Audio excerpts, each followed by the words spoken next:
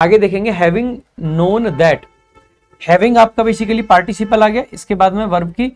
Third form आ गई known, और क्या जानते थे, that the train was already on the platform. देखो एक तो ये आपका एरर है यहाँ पे,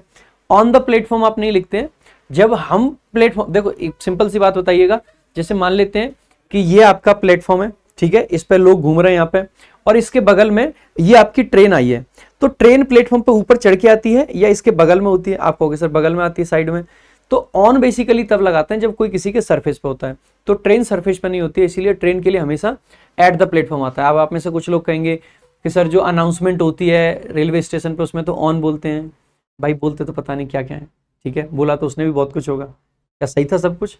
नहीं था, ठीक है, तो बोलने की बातें अलग है, लेकिन यहाँ पे कायदे से एट आना चाहिए,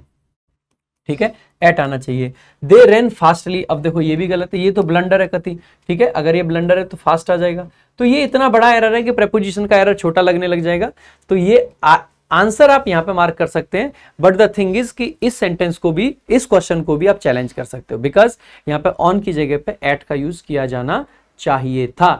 जो ट्रेन होती है वो प्लेटफॉर्म पर ऑन नहीं लेगी, एट लेगी, लेकिन अगर लोग प्लेटफॉर्म पे हैं, we are on the platform but the train is at the platform, ठीक है, क्योंकि हम तो प्लेटफॉर्म पे एज अ सरफेस यूज कर रहे होते हैं, बट ट्रेन प्लेटफॉर्म को एज अ सरफेस यूज नहीं करती है। सो अगर माय डियर फ्रेंड्स, अगर आपसे गलती से ये क्वेश्चन भी गलत हो गया है तो आप इसको भी चैलेंज कर सकते हैं।